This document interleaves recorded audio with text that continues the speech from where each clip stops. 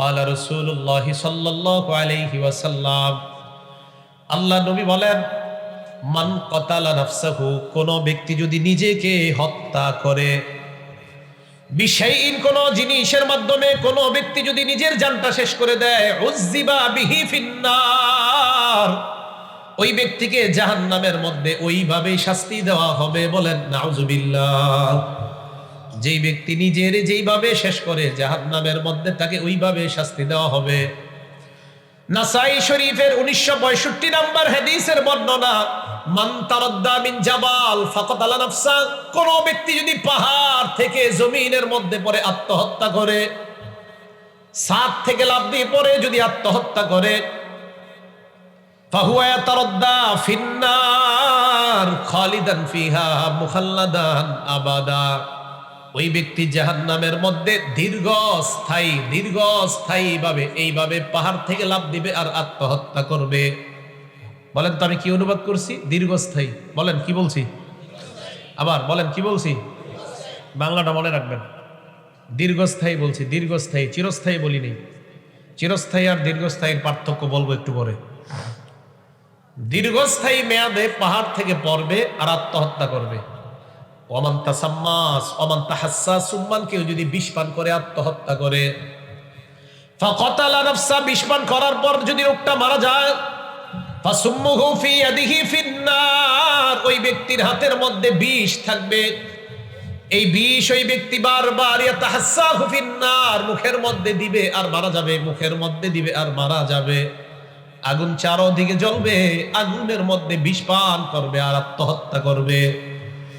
ওয়ামান কাতালা নাফসাহু বিহাদিদা, কোন ব্যক্তি যদি লোহার মাধ্যমে আত্মহত্যা করে, লোহা পেটের মধ্যে ঢুকায় দেয়, কানাত হাদিদাতুহু ফি ইয়াদিহি, তার হাতের মধ্যে লোহা থাকবে, ইয়াজাউ বিহা ফি বাতনিহি ফিন্নার, জাহান্নামের আগুনের মধ্যে বারবার লোহা পেটের মধ্যে ঢুকাবে আর মারা যাবে, আবার ঢুকাবে আবার মারা যাবে, আবার জিন্দা হবে, আবার আগুনে জ্বলবে।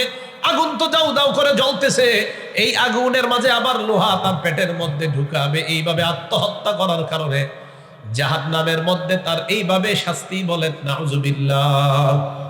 আমাদের বাংলাদেশে যেটা বেশি হয়, ফাঁসি দেয়। কি দেয়? ফাঁসি। ঘটনাচক্রে ফাঁসির কথা হাদিস আইছে। কিসের কথা? ফাঁসি। বুখারী শরীফের 1365 নম্বর হাদিস। বিসমিল্লাহ। নবীজি সাল্লাল্লাহু আলাইহি সাল্লাম বলেন, আল্লাযী ইয়াখলুকু ফিদ দুনিয়া, দুনিয়ার মধ্যে যারা ফাঁসি দিয়ে আত্মহত্যা করবে, ইয়াখলুকু নাফসাহু ফিন্নার, ওই ব্যক্তি জাহান্নামের মধ্যে আগুনে জ্বলবে আর ফাঁসি লাগাবে আর মারা যাবে, আবার ফাঁসি দিবে আবার মারা যাবে। ওয়াল্লাযী ইয়াতআনুহা, আর যেই ব্যক্তি পেটের মধ্যে বর্ষা ঢুকাইবে, ছুরি ঢুকাইবে, মাথার মধ্যে পিস্তল ঠেকাইবে। বলেন কি ঠেকায়? এই পিস্তল দিয়ে যদি নিজেকে শেষ করে দেয়, জাহান্নামের মধ্যে তাকে একটা পিস্তল দেওয়া হবে না, বারবার মাথায় গুলি করো আর শেষ করো। এটা কিন্তু কঠিন হইছে। হ্যাঁ, ভয়ঙ্কর। এটা খুব ভয়ঙ্কর। পিস্তল দিবে, নাও হত্যা করো, বারবার আগুন জ্বলবে আর বারবার এরকম করবে, ঠুস ঠুস আওয়াজ হবে আর মারা যাবে। আর আগুন তো জ্বলতেছেই। কতদিন? দীর্ঘস্থায়ী, চলতেই থাকবে। এই অবস্থা তার চলতেই থাকবে। আত্মহত্যা নামক ভয়ঙ্কর অপরাধ থেকে আল্লাহ বেঁচে থাকার তৌফিক দান করেন। নবীজিকে আমি বললাম, ইয়া রাসূলুল্লাহ, কুন্না ফি জাহিলিয়াতিন ওয়া শাররিন ফাজাআনাল্লাহু বিহাদাল খাইর, আমরা ছিলাম অজ্ঞতার মধ্যে, আমরা ছিলাম অনিষ্টতার মধ্যে, আল্লাহ আমাদের সামনে এই কল্যাণ নিয়ে এসেছে। কল্যাণ মানে আপনি নবী। বলেন সুবহানাল্লাহ। কল্যাণ আপনি। ফাহাল বাদা হাদাল খাইরি শাররুন, এই কল্যাণের পরে আর কোনো অকল্যাণ আছে কিনা? নবীজি বললেন, হ্যাঁ, এই কল্যাণের পরে আবার অকল্যাণ আছে। সাহাবা বললেন, ফাহাল বাদা যালিকা শাররি খায়রুন, এই অকল্যাণের পরে আবার কল্যাণ আছে কিনা? কয় হ্যাঁ আছে। প্রথমে কল্যাণের পর অকল্যাণ, এরপর কল্যাণ আছে কিনা? কয় হ্যাঁ কল্যাণ আছে। নবীজি বললেন, এই কল্যাণের মধ্যে ফিহি দাখনুন, কল্যাণের মধ্যে ধোঁয়া আছে, ধোঁয়া। কল্যাণ অকল্যাণ, কল্যাণ, এই কল্যাণের মধ্যে আছে ধোঁয়া। এই লাইটের আলোর মধ্যে যদি ধোঁয়া হয়, বলেন তো এই ধোঁয়ার কারণে লাইটের আলোর মধ্যে পরিবর্তন আসবে কি আসবে না? সাহাবা হযরত হুযায়ফা বললেন, ওমা দাখলুহু ইয়া রাসূলুল্লাহ, ধোঁয়া আবার কি কল্যাণের মধ্যে, এই বিষয়টা আপনার কাছে জানতে চাই। আল্লাহ নবী বললেন, কওমুন ইয়াস্তান্নুনা বিগাইরি সুন্নতি, একদল মানুষ যারা আমার পদ্ধতি ছাড়া অন্য পদ্ধতি অবলম্বন করবে, ওয়াহদুনা বিগাইরি হাদি, যারা আমার হেদায়েত ছাড়া অন্য রাস্তায় হেদায়েত তালাশ করবে। সাহাবা হযরত হুযায়ফা বললেন, হুজুর তারা দেখতে কেমন, তাদের পরিচয় কেমন? নবীজি বললেন, মিন জালদাতিনা, তারা দেখতে আমাদের শরীরের চামড়ার মতো। ওয়ায়াতাকাল্লামুনা বিআলসিনাতিনা, তারা কথা বলবে আমাদের মুখের মতো। দেখতে হবে চামড়া আমাদের মতো, কথা বলবে আমাদের এইভাবে কথা বলি এইভাবে। সাহাবা বললেন, হুজুর ফাহাল বাদা হাযাল খাইরি শাররুন, এই কল্যাণের পর আবার অকল্যাণ আছে কিনা? নবীজি বললেন, হ্যাঁ আরেকটা অকল্যাণ আছে। কল্যাণ? অকল্যাণ, ধোঁয়াযুক্ত কল্যাণ, এরপর অকল্যাণ আছে কিনা? নবী কয়, হ্যাঁ আছে। সাহাবা বললেন, এটা আবার কেমন অকল্যাণ? আল্লাহ নবী জবাব দিলেন, দুআতুন আলা আবওয়াবি জাহান্নাম, একদল মানুষ তোমাদেরকে জাহান্নামের দিকে আহ্বান করবে। বলেন নাউজুবিল্লাহ। আমাকে আপনাকে প্রত্যেককে জাহান্নামের দিকে অসংখ্য অগণিত আহ্বানকারী আমাকে আপনাকে ডাকবে। এই আমাকে আপনাকে প্রত্যেককে একজনে না, অসংখ্য আহ্বানকারী জাহান্নামের দরজার দিকে ডাকবে। সাহাবা প্রশ্ন করলেন, ইয়া রাসূলুল্লাহ, আমি যদি ওই যুগটা পেয়ে যাই আমার কি করা? নবীজি বললেন, তালজামু জামাআতাল মুসলিমিনা ওয়া ইমামাহুম, তুমি মুসলমানদের সর্ববৃহৎ দল আর তাদের নেতার সাথে আঁকড়ে থাকবা। সাহাবা বললেন, হুজুর তাদের যদি নেতা না থাকে, সর্ববৃহৎ দল যদি না থাকে, নবীজি বললেন তাহলে এক কাজ করবা, আলাইকা আন তাআদ্দু আলা আসলি শাজারা, গাছের গোড়া যদি মারির দাঁত দিয়ে ধরে রাখতে হয় ধরবা, এরপরেও ঈমান ছাড়বা না, ঈমানের উপর অটল থাকবা। দাঁত, যেই দাঁত দিয়ে আমরা হাড্ডি খাই, এই দাঁত দিয়েও যদি হয় এইভাবে গাছের গোড়া মজবুত করে ধরে রাখবা, এরপরেও কি ছাড়া যাবে না? ঈমান ছাড়া যাবে না, ঈমান হেফাজত করবা। তাহলে বলেন তো, আমাদেরকে জাহান্নামের দিকে একজনে ডাকতেছে না অসংখ্য? বিভিন্ন পথ আমাদেরকে জাহান্নামের দিকে ডাকে। আল্লাহ আমাদের সকলকে এই পথগুলা থেকে যেন আমরা বেঁচে থাকতে পারি, আল্লাহ তৌফিক দান করেন।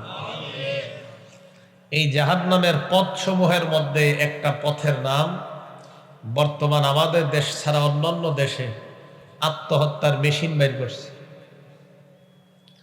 মেশিন বানাইছে, যে মেশিনে মারা গেলে কষ্ট কম হবে, ওই মেশিনের মধ্যে ঢুকবে, আরামে আত্মহত্যা করবে।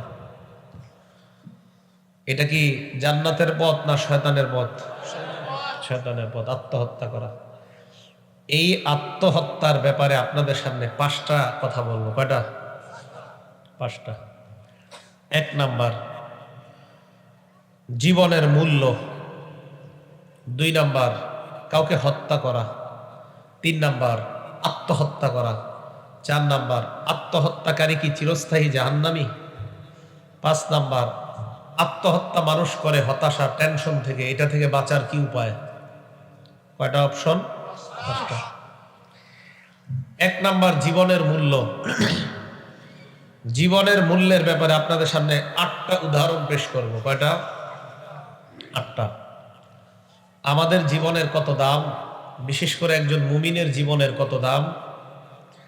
আমরা যেই দিকে ফিরে নামাজ পড়ি, যে ঘরটা আমাদের সামনে রাখলে আমরা নামাজ পড়ি, বা যে ঘর থাকলে নামাজ পড়ি, ঘরটার নাম কি? কাবা।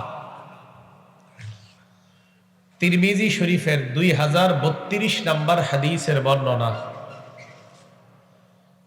আব্দুল্লাহ ইবনে ওমর রাদিয়াল্লাহু তাআলা আন, যিনি ওমর ইবনুল খাত্তাব রাদিয়াল্লাহু তাআলা আনহুর ছেলে,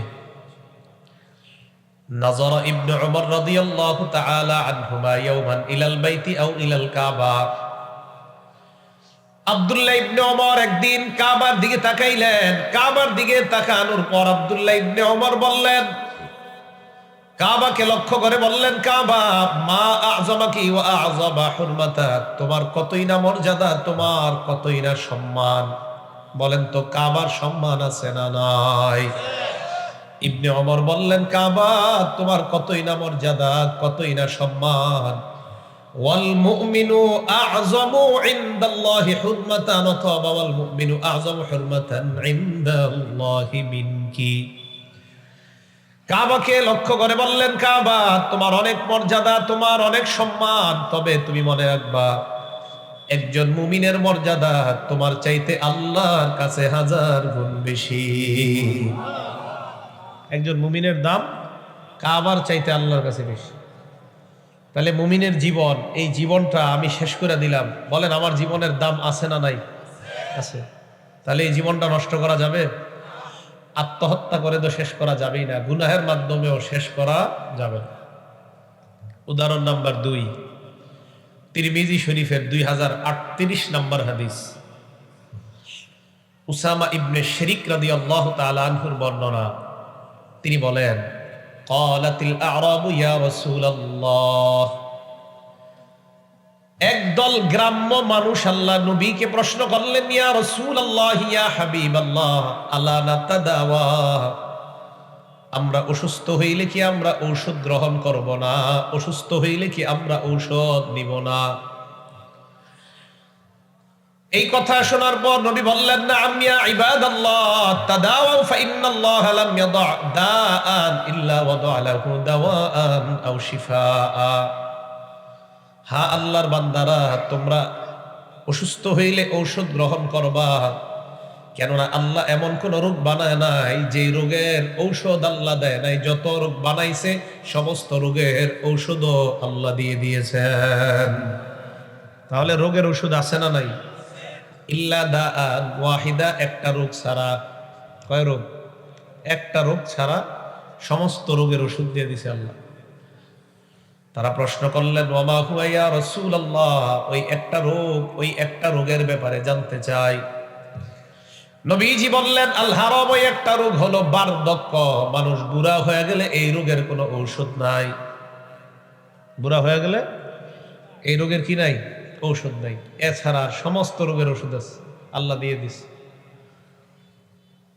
তাহলে নবীজি সাল্লাল্লাহু আলাইহি সাল্লাম এই জীবনের কোনো কষ্ট হইলে, এই জীবনের মধ্যে কোনো যদি আঘাতপ্রাপ্ত হই, কোনো অসুস্থতা হয়, এই জীবনটাকে সুস্থ করার জন্য নবীজি আদেশ করেছেন। তো জীবনের মূল্য আছে না নাই? আছে। 3 নাম্বার, জীবনের এত দাম আল্লাহর কাছে, কখনো কখনো প্রয়োজনে সাময়িক সময়ের জন্য হারাম ও হালাল হয়ে যায় জীবন বাঁচানোর ক্ষেত্রে।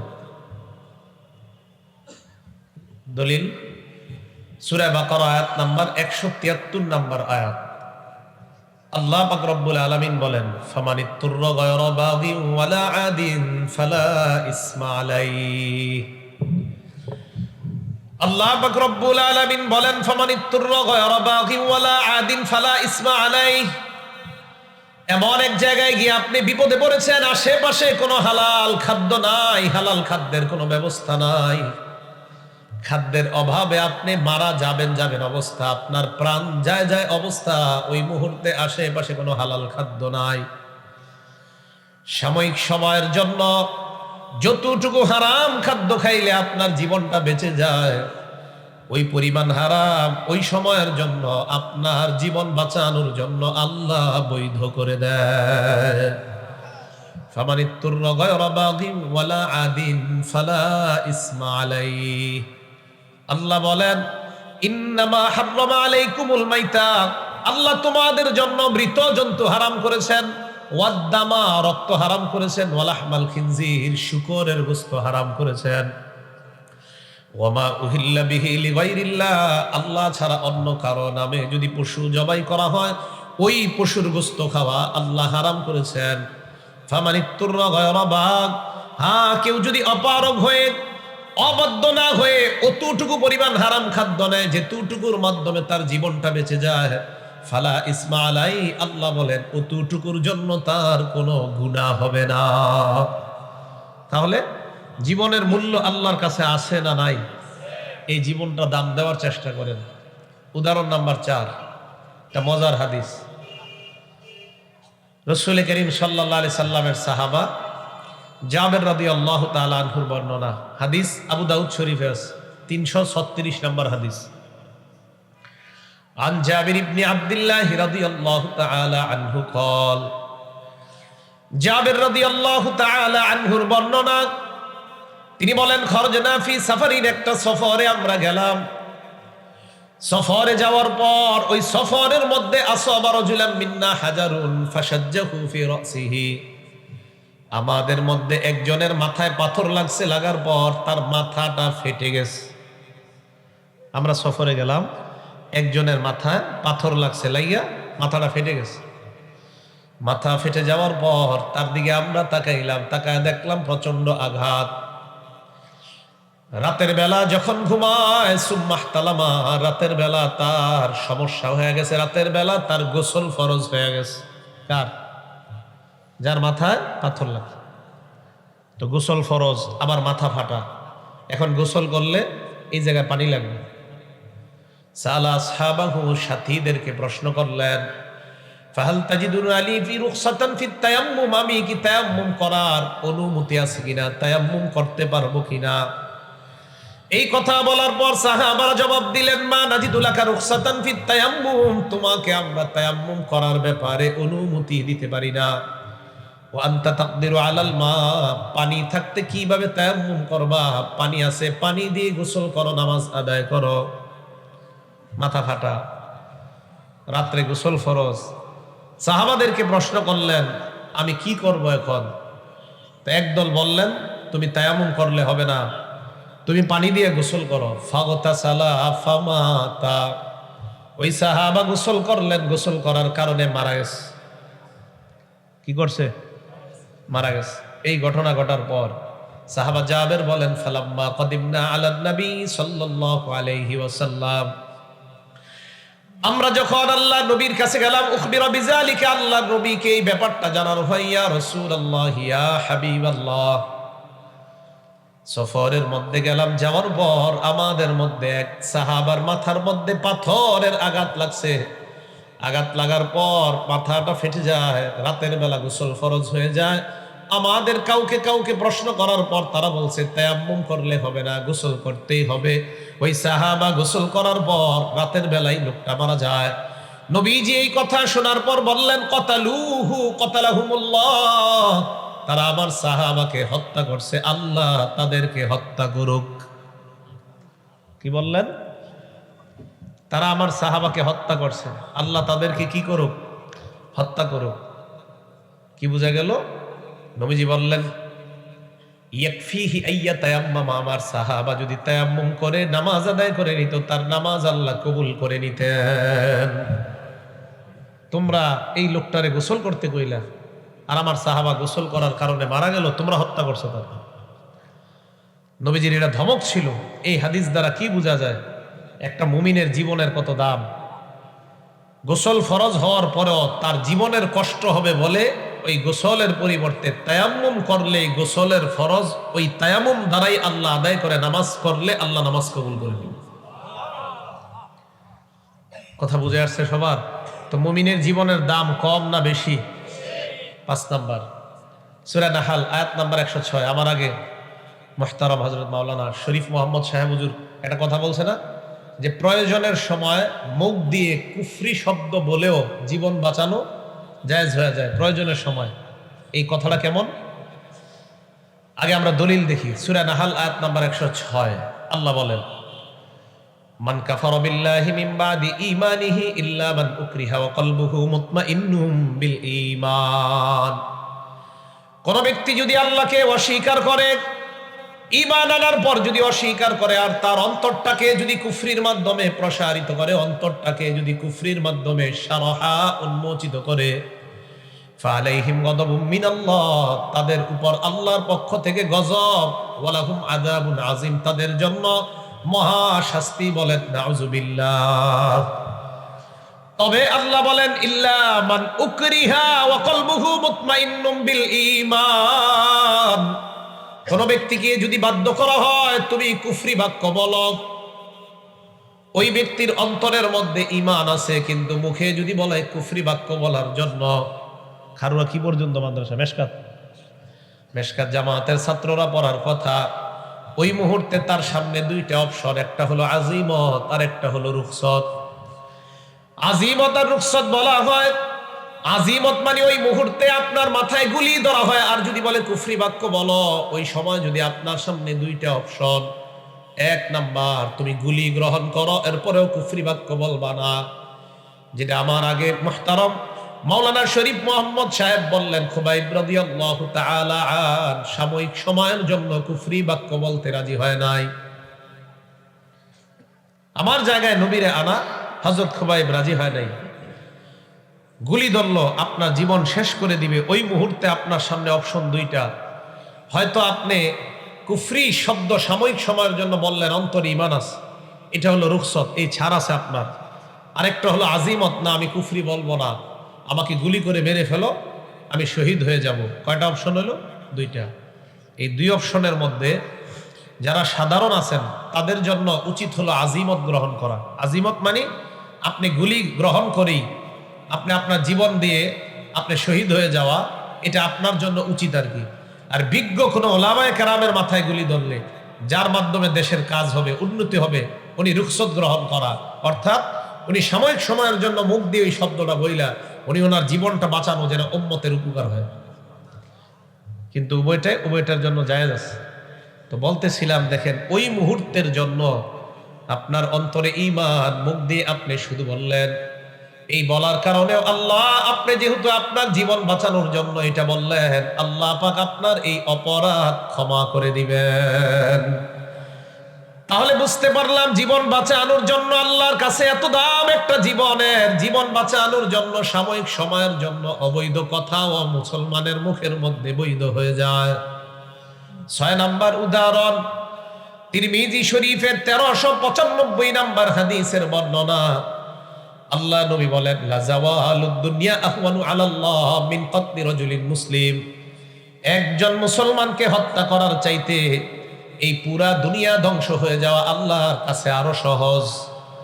দুনিয়া ধ্বংস করে দেন আপনি, ওই দুনিয়া ধ্বংস করা যেমন অপরাধ, এই দুনিয়া ধ্বংস করা, এই দুনিয়া ধ্বংস করার পর এই দুনিয়াটা শেষ হয়ে যাওয়া আল্লাহর কাছে সহজ।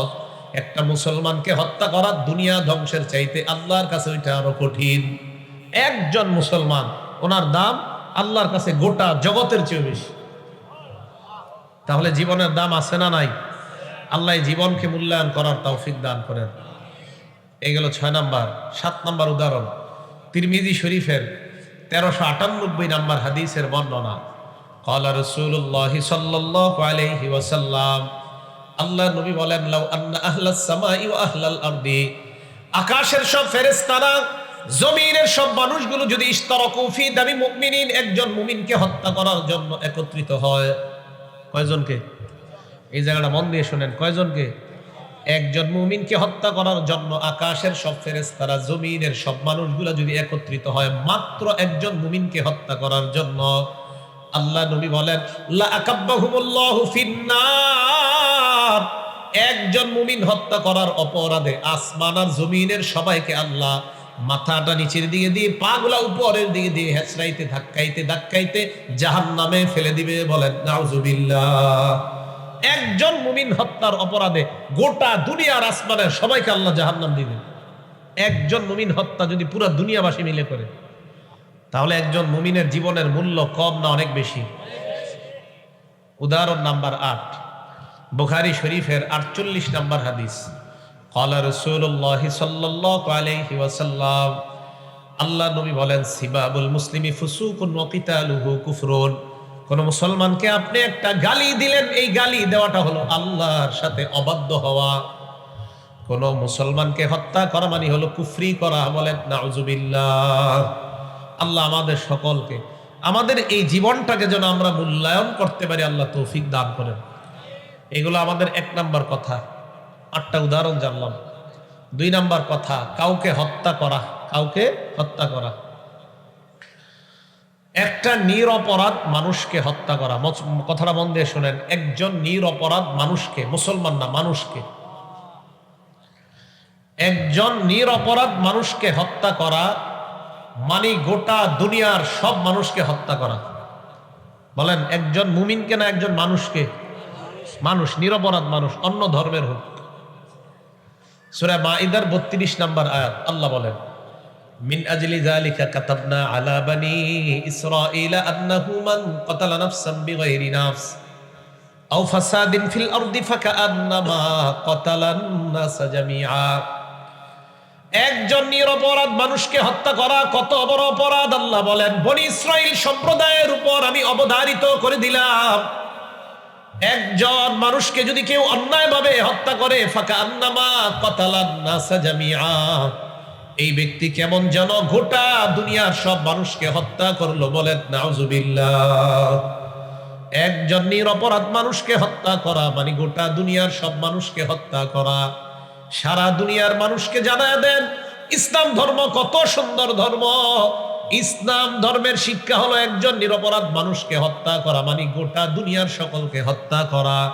সারা পৃথিবীর কোন ধর্মের মধ্যে এই আজীব কথাটা নাই, যে কথাটা ইসলামের মধ্যে আছে। একজন নিরপরাধকে হত্যা করা মানে গোটা দুনিয়ার সকলকে হত্যা করা।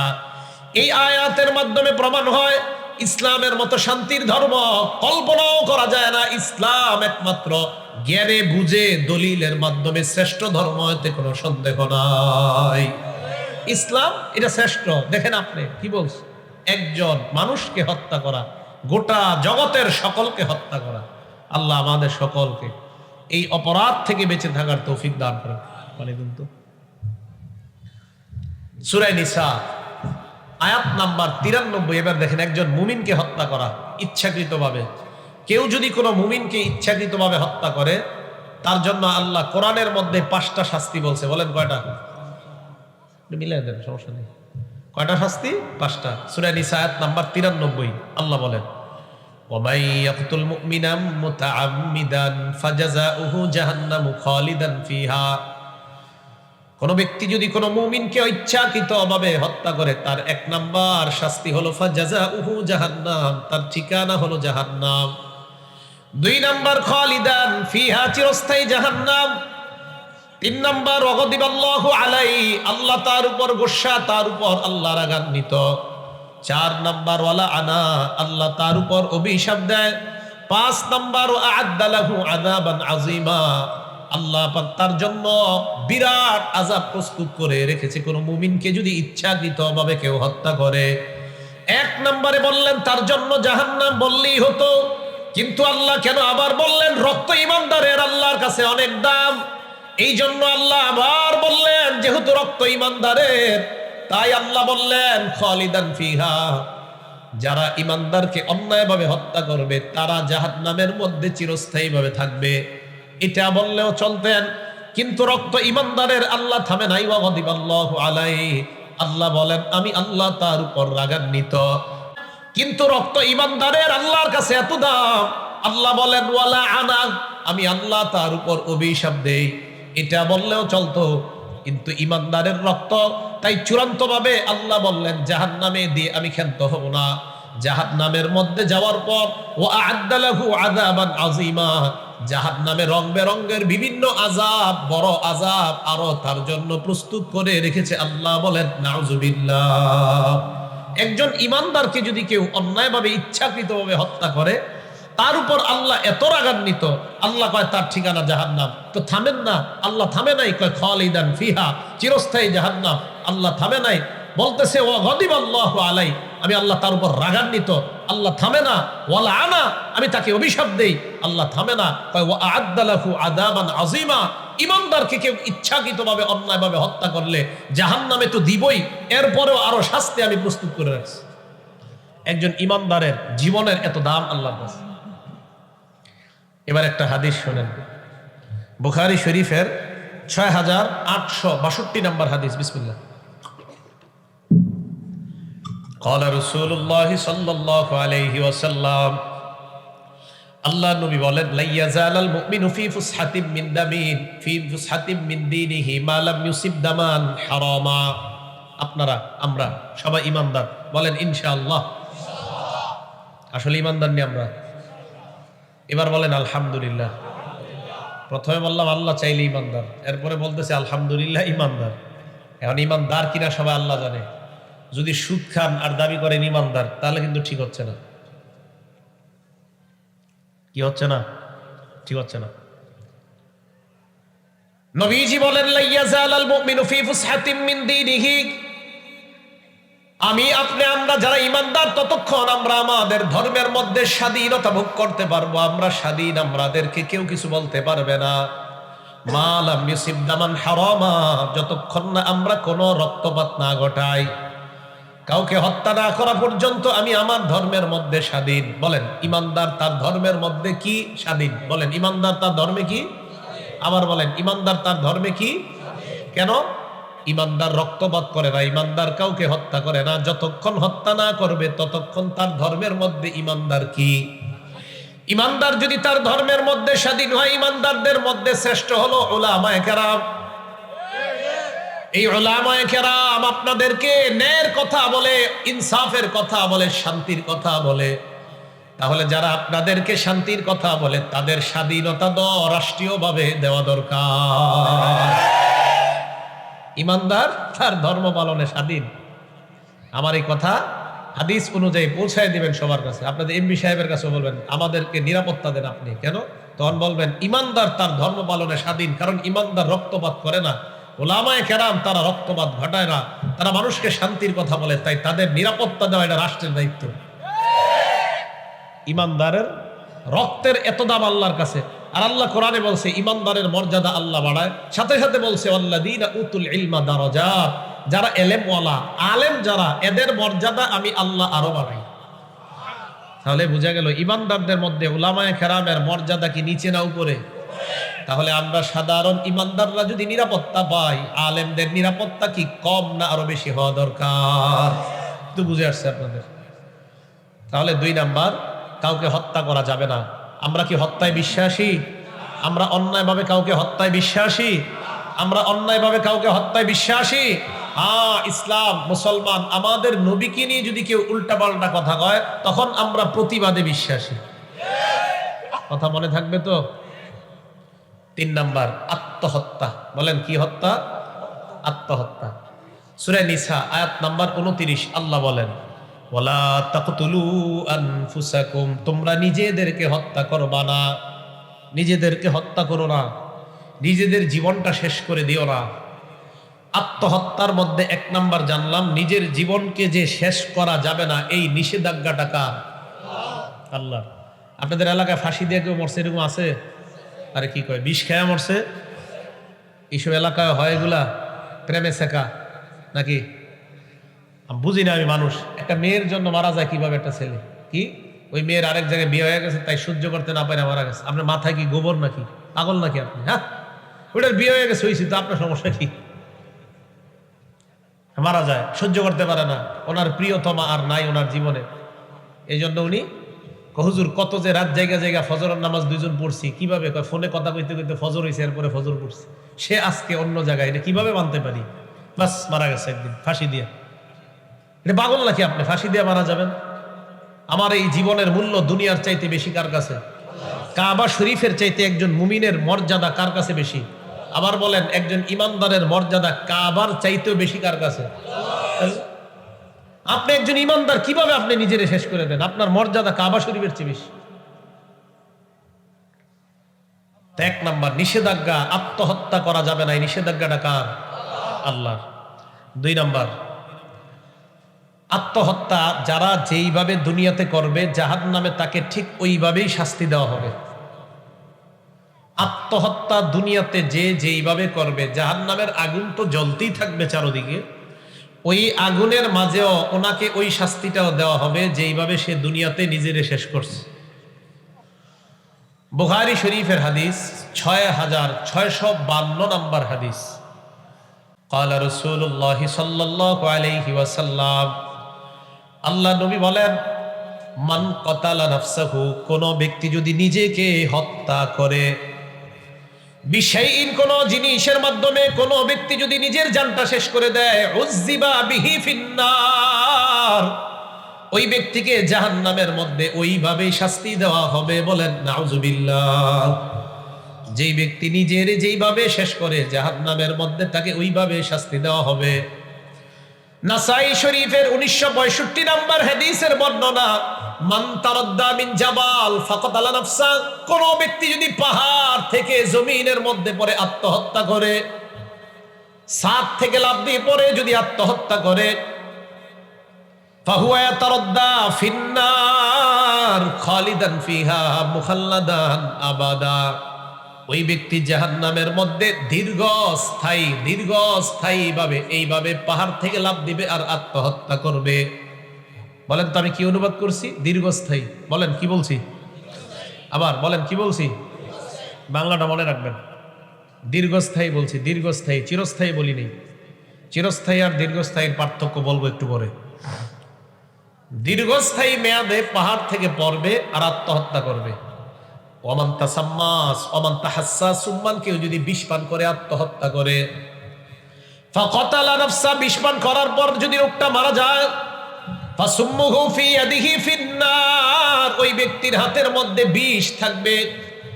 এই বিষ ওই ব্যক্তি বারবার ইয়াতাহাসসাহু ফিন্নার, মুখের মধ্যে দিবে আর মারা যাবে, মুখের মধ্যে দিবে আর মারা যাবে। আগুন চারদিকে জ্বলবে, আগুনের মধ্যে বিষ পান করবে আর আত্মহত্যা করবে।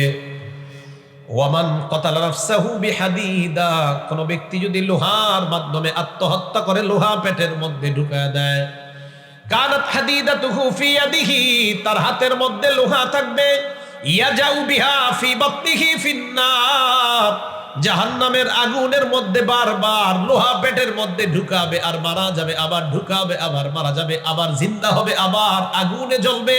আগুন তো দাউ দাউ করে জ্বলতেছে, এই আগুনের মাঝে আবার লোহা তার পেটের মধ্যে ঢুকাবে। এইভাবে আত্মহত্যা করার কারণে জাহান্নামের মধ্যে তার এইভাবে শাস্তি। বলেন নাউজুবিল্লাহ।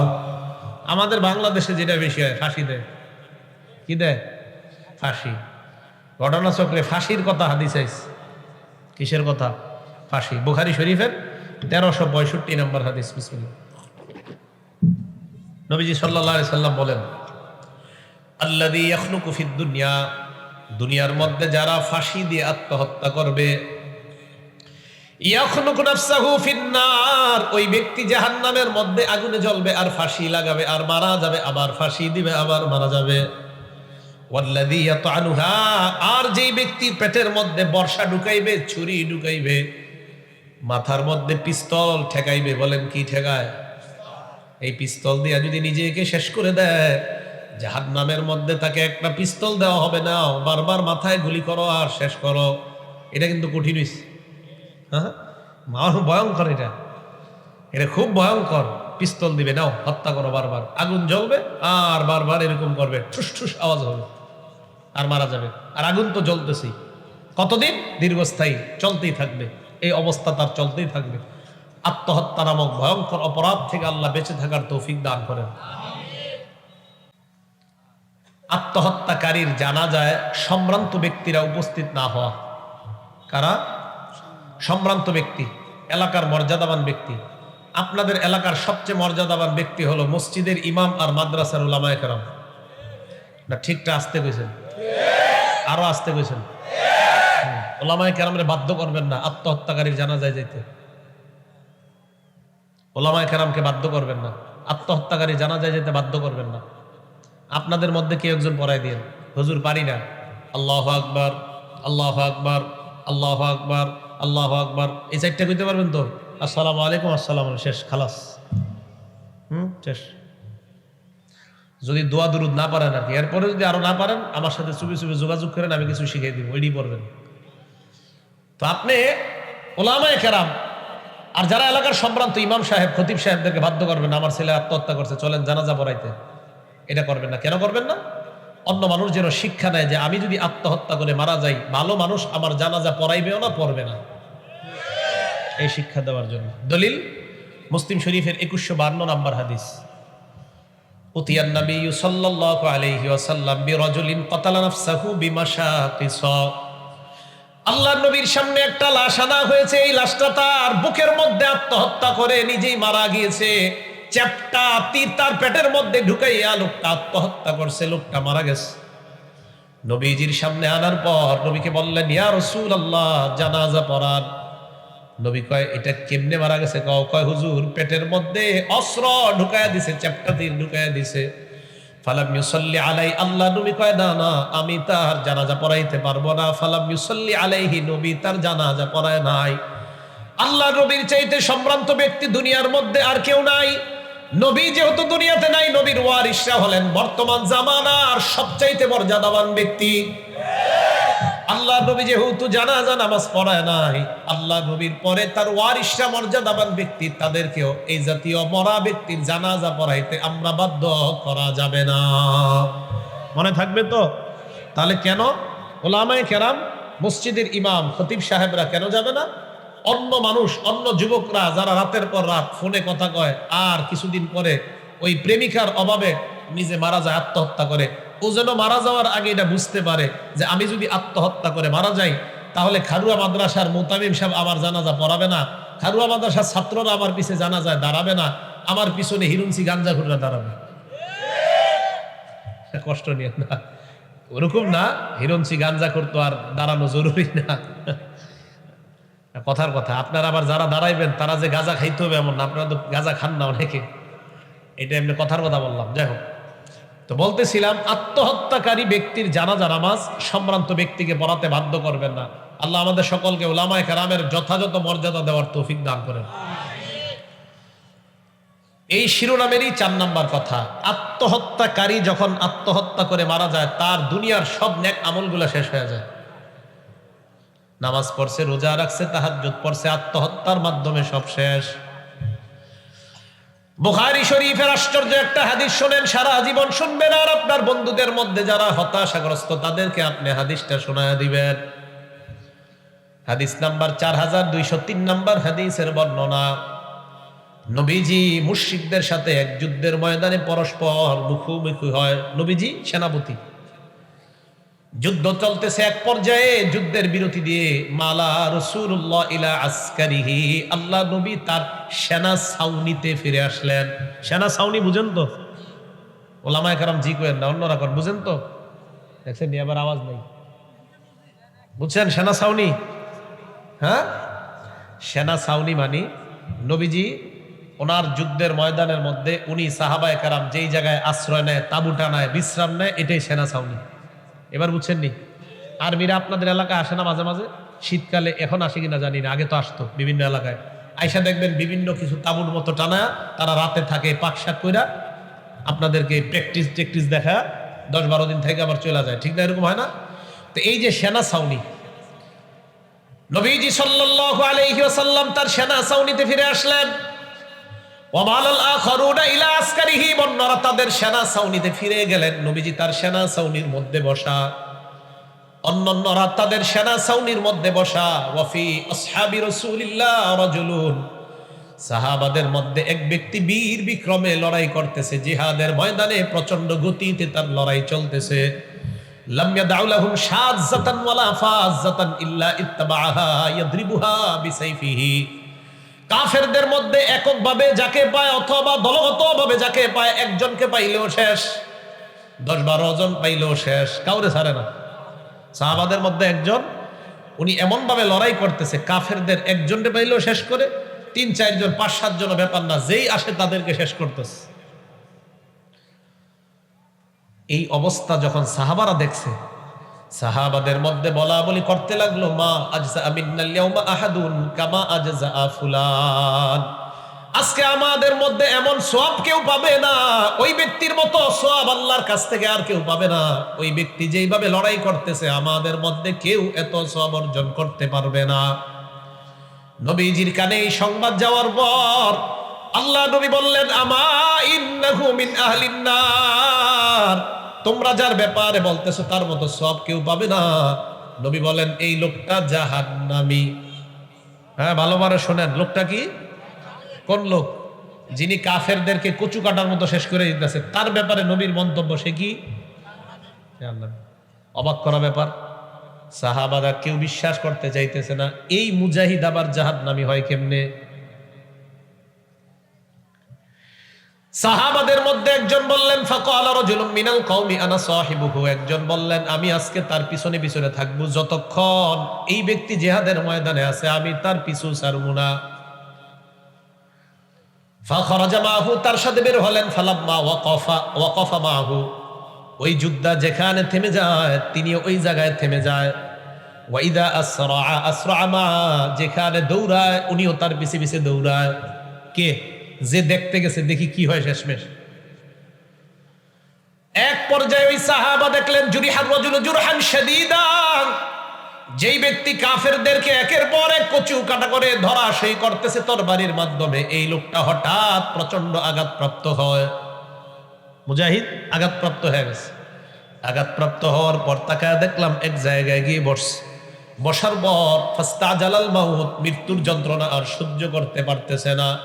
কোন ব্যক্তি? যেই ব্যক্তির ব্যাপারে আমাদের ধারণা তার মতো সওয়াব আর কারো নাই, আর নবী তার ব্যাপারে বললেন সে জাহান্নামী, এই ব্যক্তির সামনে আমি দাঁড়ায় রইলাম। হাদিস বুঝে আসছেনি আপনাদের? সাধারণ মানুষরা এখন বুঝে আসছেনি আপনাদের?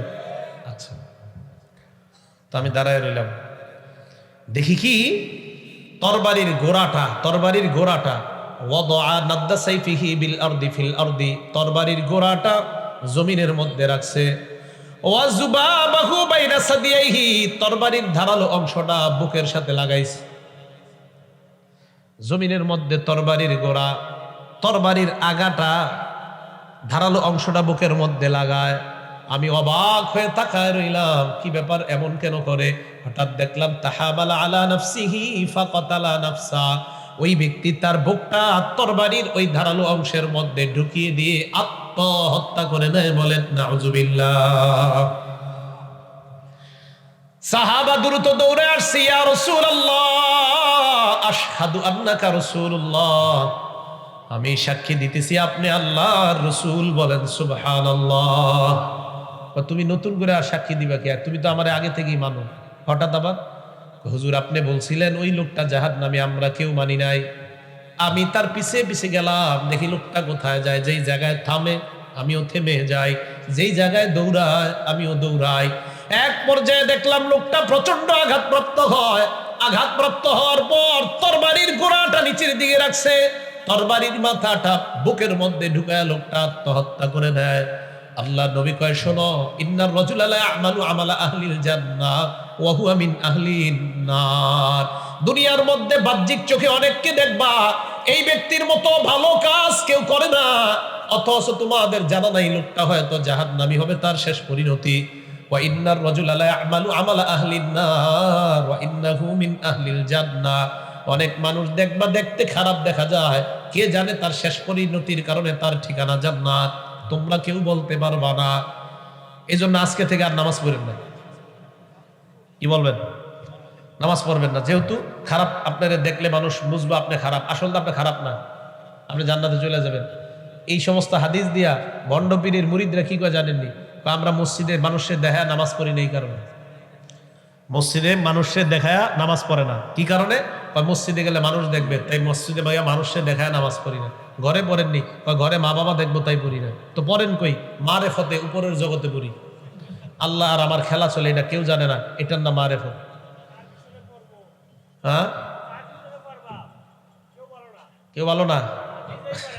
আচ্ছা আচ্ছা, তো যাই হোক, যে কথাটা বললাম, আত্মহত্যাকারীর সর্বশেষ পরিণতি কি হয়? তার আত্মহত্যা করার কারণে তার নেক আমলগুলা সব কি হয়ে যায়? নষ্ট হয়ে যায়। এই যে দেখেন, এত বড় যোদ্ধা সাহাবা, ওনারে সাহাবায়ে কেরামের মাঝে উনি যুদ্ধ করছেন। এত যুদ্ধ করতে করতে করতে করতে শেষ ঠিকানা আত্মহত্যা করে মারা গেল এই লোকটা। এইভাবে আত্মহত্যা করে নিজেকে শেষ করে দিল। আত্মহত্যার মাধ্যমে জিহাদের মধ্যে দেখতে দেখা গেল কত সওয়াব পাইছে, তার সব সওয়াবগুলা নষ্ট হয়ে গেছে। আত্মহত্যার নামক ভয়ঙ্কর অপরাধ থেকে আল্লাহ আমাদেরকে বেঁচে থাকার তৌফিক দান করেন। 4 নাম্বার কথা, আত্মহত্যাকারী চিরস্থায়ী জাহান্নামী নাকি দীর্ঘস্থায়ী জাহান্নামী? প্রথম কথা হলো, এই ক্ষেত্রে মনে রাখবেন, কাফের মুশরিক ছাড়া কেউ চিরস্থায়ী জাহান্নামী না। যার ঈমান নাই সেই চিরস্থায়ী জাহান্নামী। বাস, এক কথায় বলেন, যার কি নাই সে কোথায় থাকবে? চিরস্থায়ী। আবার বলেন, যার ঈমান নাই সে কোথায় থাকবে? দীর্ঘস্থায়ী না চিরস্থায়ী? চিরস্থায়ী। আবার বলেন, যার ঈমান নাই সে জাহান্নামে কি দীর্ঘস্থায়ী না চিরস্থায়ী? তো বিপরীত দিকে যার ঈমান আছে সে জাহান্নামে গেলেও একটা সময় জান্নাতে যাবে। আত্মহত্যাকারী ব্যক্তি আত্মহত্যা করার সময় তার ঈমান ছিল কি ছিল না এটা জানে কে? যদি তার ঈমান থেকে থাকে তো দীর্ঘস্থায়ী মেয়াদে জাহান্নাম ভোগ করবে, জাহান্নামে যেতেই হবে। আর যদি তার ঈমান না থেকে থাকে তো চিরস্থায়ী জাহান্নামী। আবার বলছি, আত্মহত্যাকারীর ব্যাপারে সহজ সমাধান, মারা যাওয়ার সময় যদি তার ঈমান থেকে থাকে দীর্ঘস্থায়ী জাহান্নামী। দীর্ঘস্থায়ী মেয়াদে জাহান্নাম ভোগ করার পর একদিন না একদিন জান্নাতে যাওয়ার আশা।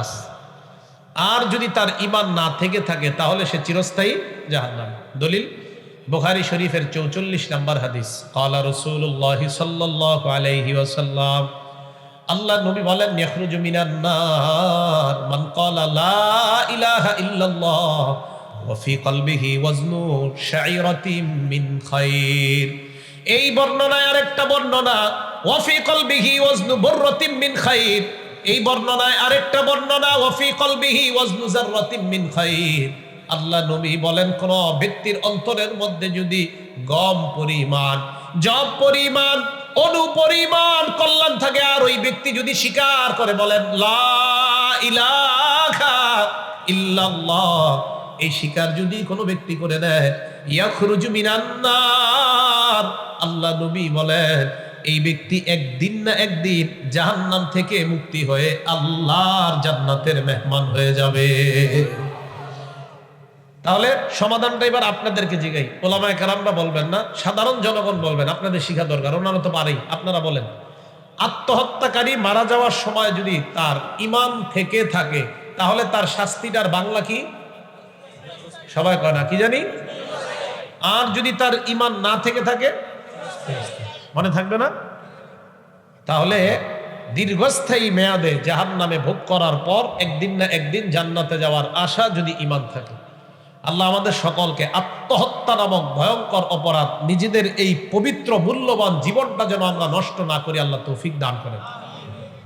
5 নাম্বার কথা, সর্বশেষ শিরোনাম, আত্মহত্যা যারা করে এরা করে কি কারণে? হতাশা থেকে, পেরেশানি থেকে। এই হতাশা আর পেরেশানি থেকে বাঁচার কি উপায়? হতাশা আর পেরেশানি থেকে বাঁচার উপায় মৌলিকভাবে 4টা। বলেন কয়টা? 4টা উপায়। আপনার কোনো বন্ধু হতাশায় আছে, ঋণগ্রস্ত আছে, তাকে আপনি এই 4টা উপায় বলবেন। আপনার কোনো কাছের মানুষ খুব পেরেশানির মধ্যে আছে, বলেন তো তাদেরকে আমরা কয়টা উপায় জানাই দিব? 4টা। আরো আছে, প্রাথমিকভাবে 4টা উপায়। 1, জিক্রুল্লাহ, আল্লাহর জিকির করা। জোরে বলেন, কি করা? অনেক পেরেশানির মধ্যে আছে, এই লোকটাকে বলেন মসজিদের এক কোনায় বৈশা নামাজের পরে তুমি আস্তে আস্তে বলো সুবহানাল্লাহ, আলহামদুলিল্লাহ, লা ইলাহা ইল্লাল্লাহ, আল্লাহু আকবার। আস্তে আস্তে তুমি জিকির করো, যে জিকির পারো, দুরূদ শরীফ পড়ো, আস্তাগফিরুল্লাহ পড়ো। এর চাইতে ভালো একটা জিকির হলো কোরআনের তেলাওয়াত তুমি শুরু করে দাও। কোরআন যত পড়বা তোমার অন্তরের রোগ তত পরিমাণ দূর হয়ে যায়। সূরা ইউনূসের 57 নম্বর আয়াতে আল্লাহ বলেন, ইয়া আইয়ুহান নাস ক্বাদ জাআতকুম মাউইযাতুম মির রাব্বিকুম, হে মানুষ, তোমাদের কাছে তোমাদের রবের পক্ষ থেকে একটা উপদেশ আসছে। এই উপদেশটা কেমন? ফিহি শিফাউল লিন্নাস, এই উপদেশটা এমন যেই উপদেশের মধ্যে আমি আল্লাহ তোমাদের অন্তরের যত রোগ আছে এই রোগের ঔষধ আমি এই কোরআনের মধ্যে রেখে দিলাম। তাহলে রোগ থেকে বাঁচার একটা ঔষধের নাম হলো কোরআন। জোরে বলেন কি? আরো জোরে বলেন কি? তাহলে যারা কোরআন পড়ে না তাদেরকে বলবেন হতাশা থেকে বাঁচার জন্য 1 নাম্বার উপায় জিকির করা। আর জিকিরের মধ্যে নফল নামাজ, কোরআন আর আল্লাহ আল্লাহ সুবহানাল্লাহ সব অন্তর্ভুক্ত হয়ে যায়। এরপরেও যদি বলে লোকটা আমি কোরআন শুদ্ধভাবে পড়তে পারি না, ওই লোকটাকে বলবেন মদিনাতুল উলুম, খারওয়া মদিনাতুল উলুম নাওতলা মাদ্রাসা, আশেপাশের যত মাদ্রাসা আছে এই মাদ্রাসা আরো তালতলা মাদ্রাসা সহ যে যে এলাকার আপনারা, ওই এলাকা থেকে আপনারা হেফজখানা মাদ্রাসায় যাবেন। যাওয়ার পর হেফজখানার মধ্যে গিয়ে আধা ঘন্টা 1 ঘন্টা বসে থাকবেন। ছাত্ররা কোরআন পড়বে, আপনি বসে বসে কোরআন তেলাওয়াত শুনবেন। বিশ্বাস করেন, আপনি আধা ঘন্টা বসেন, আপনার যদি মন ভালো না হয় আমারে কয়ের, আমল ভালো হবেই। আপনি বসেন গিয়ে আপনার হতাশা, এই মাদ্রাসার হেফসখানা এসে বসেন, হুজুরের সাথে একটু বসে থাকেন। হুজুর বলবে কেন আসছেন, বলবেন কোরআন তেলাওয়াত শুনতে আসছি। কিচ্ছু করা লাগবে না, আপনি শুধু বসে বসে কোরআন তেলাওয়াত শুনেন, আপনার মন ভালো হয়ে যাবে। সত্যি বলছি, আপনার মন ভালো হয়ে যাবে। তাহলে 1 নাম্বার, হতাশাগ্রস্ত ব্যক্তি যারা, তাদেরকে কোরআন পড়তে বলা। কোরআন পড়তে যদি না পারে, যারা কোরআন পারে তাদের থেকে কোরআন শুনতে বলা। আল্লাহ তৌফিক দান করেন। 2 নাম্বার, আল্লাহর কাছে দোয়া করা। বলেন কি করা? হতাশা ব্যক্তি যারা, তাদেরকে বলবেন বেশি বেশি আল্লাহর কাছে দোয়া করো। আজকে এই কথাটা মনে রাখবেন, আমি আপনি আমরা হতাশাগ্রস্ত হই বা না হই, যখনই আমরা দোয়া করব তখনই এই কথাটা স্মরণ করব। সূরা গাফিরের 60 নম্বর আয়াত, ওয়াকালা রাব্বুকুম উদউনি আস্তাজিব লাকুম। তোমাদের রব আল্লাহ বলেছেন।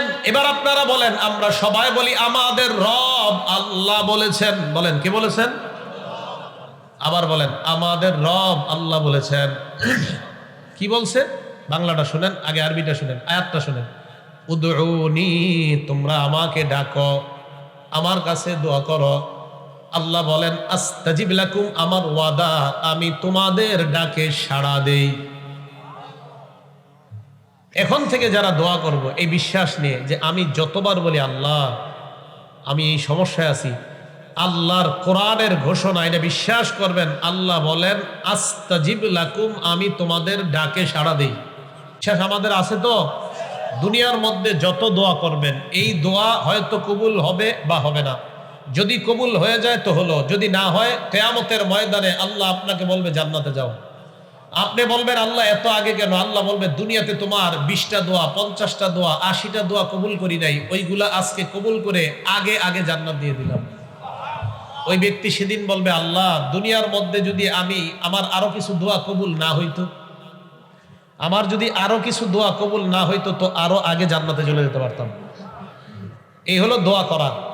দোয়া করার মধ্যে একটা দোয়া সবাই শিখে রাখবো, বলেন আমার সাথে, লা ইলাহা ইল্লা আনতা সুবহানাকা ইন্নী কুনতু মিনাজ জালিমিন। পারি না সবাই? দোয়া ইউনূস, তিরমিজি শরীফের 3505 নম্বর হাদিসের বর্ণনা।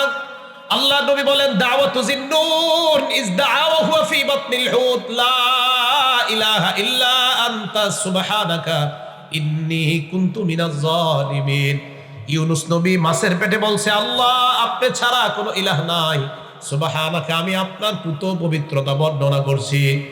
সুবহানাকা আল্লাহ আপনি মহান, আপনার পবিত্রতা বর্ণনা করছি। ইন্নী কুনতু মিনাজ জালিমিন আল্লাহ আমি তো জালেমদের অন্তর্ভুক্ত হয়ে যাচ্ছি। বিপদে আপনি যখন পড়বেন আল্লাহকে বলবেন আল্লাহ অনেক বিপদের মধ্যে আছি, আল্লাহ এই দোয়াটা পড়বেন আর কল্পনা করবেন ইউনূস নবী মাছের পেটের মধ্যে বিপদে পড়ে আল্লাহকে বলছে আল্লাহ ফানাদা ফিজ জুলুমাত। 3টা অন্ধকারের মধ্যে আল্লাহকে ডাকছে।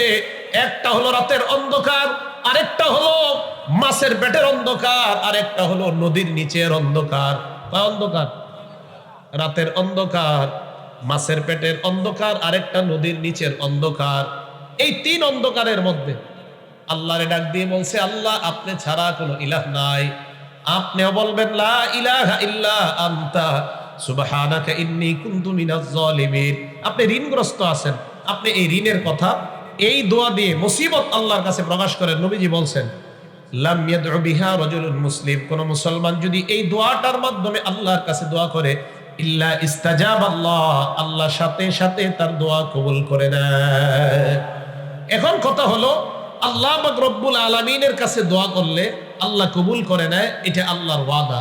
তো বলছিলাম আল্লাহ হয়তো কবুল করবে যদি আপনার মঙ্গল দেখে, আর যদি আল্লাহ দেখে এই দোয়া কবুল করলে আপনার কল্যাণ হবে না অকল্যাণ, সেই ক্ষেত্রে আল্লাহ দোয়া কবুল না করে এটা আখিরাতের জন্য রেখে দিবে। সেই দিন কবুল করে আপনাকে আল্লাহ আগে আগে জান্নাত দান করবে। বুখারী শরীফের একটা হাদিস আমরা মনে রাখবো। রাসূল করিম সাল্লাল্লাহু আলাইহি সাল্লাম আল্লাহর কাছে দোয়া করতেন, আল্লাহুম্মা ইন্নী আউযু বিকা মিনাল হাম্মি ওয়াল হাযান।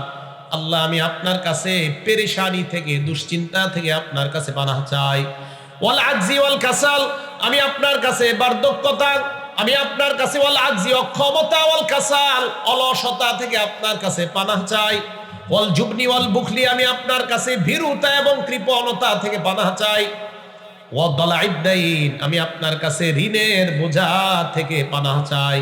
আল্লাহর কাছে বাংলায় বলবেন, আল্লাহ আমি ঋণগ্রস্ত হয়ে গেলাম, আমি আপনার কাছ থেকে ঋণ থেকে পানাহ চাই। নবীজি এই দোয়া করতেন, আপনি এই দোয়া করবেন, আল্লাহ আমি আপনার কাছে হতাশা, দুশ্চিন্তা, আমি আপনার কাছে ঋণের আধিক্যতা থেকে আপনার কাছে পানাহ চাই। এইভাবে আমাদের নবী দোয়া করতেন, আমরাও এইভাবে দোয়া করব। আশা করি আল্লাহর নবীর দোয়া আল্লাহ কবুল করেছেন, আমাদের দোয়াও আল্লাহ কবুল করবেন। 3 নাম্বার, যে ব্যক্তি হতাশাগ্রস্ত তাকে বলবেন ধৈর্য ধারণ করতে। কি করতে? মুসলিম শরীফের হাদিস। মুমিন ব্যক্তি যদি কখনো হতাশাগ্রস্ত হয় তাকে বলবেন ধৈর্য ধারণ করতে। ক্বালা রাসূলুল্লাহ সাল্লাল্লাহু আলাইহি ওয়াসাল্লাম, আল্লাহ নবী বলেন, আজাবান লিআমরিল মুমিন, মুমিনের জীবনটা বড় আশ্চর্য। ইন্না আমরাহু কুল্লাহু খায়র, মুমিনের পুরা জীবনটা কল্যাণ আর কল্যাণ। মুসলিম শরীফের হাদিসের বর্ণনায় নবী বলেন, 7390 নাম্বার হাদিসে আল্লাহ নবী বলেন, মুমিনের জীবনটা কেন এত কল্যাণ আর মুমিনের জীবনটা কেন এত বরকতময়। ইন আসাবাতহু সাররা, মুমিনের যদি কোনো কল্যাণ অর্জন হয়ে যায়, মুমিন যদি 10,000 টাকা লাভবান হয়, শাকারা, মুমিন বলে আলহামদুলিল্লাহ। মুমিন যদি ফসল বেশি পেয়ে যায়, মুমিন শুকরিয়া আদায় করে বলে আলহামদুলিল্লাহ। ওয়া ইন আসাবাতহু দাররা, মুমিন যদি কোনো বিপদের মধ্যে পড়ে তখন মুমিন ধৈর্য ধারণ করে। তাহলে মুমিন যদি নিয়ামত পেয়ে যায়, মুমিন শুকরিয়া আদায় করে, এটাও তার জন্য কল্যাণ। মুমিন যদি কোনো বিপদের মধ্যে পড়ে ধৈর্য ধারণ করে, এটাও তার জন্য কল্যাণ। মুমিন নিয়ামত পেয়ে শুকরিয়া আদায় করে, আল্লাহ নবী কয় এটাও তার জন্য কল্যাণ। মুমিন বিপদে পড়ার পর ধৈর্য ধারণ করে, ফাকানা খায়রাল্লাহ, আল্লাহ নবী বলেন এটাও তার জন্য কল্যাণ। তাহলে বলেন তো, মুমিনের নিয়ামত আসলে কি করা? শুকরিয়া। মুমিনের বিপদ আসলে কি করা? ধৈর্য ধারণ করা। এই হলো 3 নাম্বার as-sabru। মুমিন কোনো বিপদের মধ্যে পড়লে তাহলে আমরা তাকে বলবো আপনি ধৈর্য ধারণ করেন। ধৈর্য ধারণের অনেক ফজিলত, এই কথাগুলো আমরা মুমিনকে শিখিয়ে দিব। 4 নাম্বার আর রাজা, আল্লাহর কাছে আশা করা। কি আশা করা? বুখারী শরীফের হাদিস, 7405 নাম্বার হাদিস। আল্লাহ পাক রব্বুল আলামিন বলেন, হাদিসে কুদসির মধ্যে বলেন, আনা ইন্দা জন্নি আব্দি বি, আমার বান্দা আমার প্রতি যেমন ধারণা রাখে আমি তার প্রতি তেমন। কথাটা বুঝেন নাই? আল্লাহ বলেন আমার বান্দা আমার প্রতি যেমন ধারণা রাখে আমি তার প্রতিও তেমন। ব্যবহারটা কি পরে বলতেছে, ওয়া আনা মাহু ইজা যাকারানি, আমার বান্দা যখন আমাকে স্মরণ করে আমি তার সাথেই থাকি। এবার আল্লাহ বলেন, ইন তাকাররাবা ইলাইয়া বিশিবরিন, আমার বান্দা যদি আমার কাছে 1 বিগত দৌড়িয়ে আসে, 1 বিগত পরিমাণ যদি আমার বান্দা আমার দিকে অগ্রসর হয়, তাকাররাবতু ইলাইহি জিরাআ, আমি আল্লাহ তার দিকে 1 হাত পরিমাণ অগ্রসর হয়ে যাই। ওয়া ইন তাকাররাবা ইলাইয়া জিরাআ, আমার বান্দা যদি আমার দিকে 1 হাত পরিমাণ অগ্রসর হয়, তাকাররাবতু ইলাইহি বাআ, আমি আল্লাহ তার দিকে 2 হাত পরিমাণ অগ্রসর হয়ে যাই। এবার আল্লাহ বলেন, ওয়া ইন আতানি ইয়ামশি, আমার বান্দা যদি আমার দিকে হেঁটে আসে, আতাইতুহু হারওয়ালা, আল্লাহ বলেন আমার বান্দা যদি আমার দিকে হাঁটতে হাঁটতে আসে, বিপদের মধ্যে পড়ে বাসা থেকে বের হয়ে মসজিদের দিকে রওনা হয়, আল্লাহ পাক বলেন আমি তো জানি আমার বান্দা কেন মসজিদের দিকে আসতেছে। আতাইতুহু হারওয়ালা, আমি আল্লাহ আমার বান্দার আগে রহমত নিয়ে দৌড়ায়া উপস্থিত হয়ে যায়। হাদিসটা বুঝেন? এবার আল্লাহ পাক এই হাদিসের মধ্যে, হাদিসে কুদসিতে বলেন, ইন যাকারানি ফি নাফসি, আমার বান্দা যদি আমাকে মনে মনে স্মরণ করে। আপনি বসে আছেন, মনে মনে বললেন আল্লাহ, মনে মনে আল্লাহ বিপদে আছি, আল্লাহ কয় যাকারতুহু ফি নাফসি, আমি আল্লাহ তাকে মনে মনে স্মরণ করি। এটা আল্লাহ আর বান্দার মাঝে ভালোবাসা। আল্লাহ বলেন আমার কোন বান্দা আমাকে মনে মনে যদি স্মরণ করে, আমি আল্লাহ তাকে আমার মনে মনে স্মরণ করি। এবার আল্লাহ বলেন, ওয়া ইন যাকারানি ফি মালাইন, আমার বান্দা যদি আমাকে কোন দলের মধ্যে স্মরণ করে, যাকারতুহু ফি মালাইন খায়রিম মিনহুম, আমি আল্লাহ তাকে ওই দলের চাইতে উত্তম আরো কোন দলের মধ্যে স্মরণ করে নেই। তাহলে এই যে এই জায়গায় আমরা আল্লাহকে স্মরণ করলাম, আমরা যতগুলা মানুষ, আল্লাহ বলেন কোনো সন্দেহ নাই, তোমরা আমাকে এই জায়গায় স্মরণ করলা, আমি আল্লাহ এই দলের চাইতে উত্তম আরো কোন দলের মধ্যে তোমাদেরকে স্মরণ করব। কি বুঝতে পারলাম? হতাশাগ্রস্ত ব্যক্তিকে 4টা সবক দেওয়া। 1 নাম্বার জিকির করা। আর জিকির কেন করব? সূরা রাদের 28 নম্বর আয়াতে আল্লাহ বলেন, আল্লাযীনা আমানু ওয়া তাতমাইন্নু কুলুবুহুম বিযিকরিল্লাহ, যারা ঈমান আনে এবং যাদের অন্তর আল্লাহর জিকির দ্বারা প্রশান্ত হয়। আলা শোনো, বিযিকরিল্লাহি তাতমাইন্নুল কুলুব, জিকিরের মাধ্যমেই অন্তর প্রশান্ত হয়। হতাশাগ্রস্ত অন্তর প্রশান্ত হওয়ার উপায়ের নাম হলো আল্লাহর জিকির করা। 1 নাম্বার জিকির করা। 2 নাম্বার উপায় হলো ওই ব্যক্তিকে দোয়া শিখায়া দেওয়া, আল্লাহর কাছে দোয়া করা। 3 নাম্বার উপায় ওই ব্যক্তিকে সবরের শিক্ষা দেওয়া, ধৈর্য ধারণ করার শিক্ষা দেওয়া। 4 নাম্বার উপায় ওই ব্যক্তিকে বলা, আল্লাহর কাছে ভালো আশা করা, বেশি আশা করা, এবং আশাটা এমন ভাবে করা আমি আল্লাহকে যেইভাবে আশা করব আল্লাহ আমার সাথে ওইভাবে ব্যবহার করবে। এই 4 শিক্ষা হতাশাগ্রস্ত ব্যক্তিকে আমরা দিব। তাহলে হতাশা থেকে আত্মহত্যা অথবা অন্য কাউকে হত্যা, উভয়টা অপরাধ। এই উভয় কর্ম থেকে আল্লাহ আমাদেরকে বেঁচে থাকার তৌফিক দান করেন।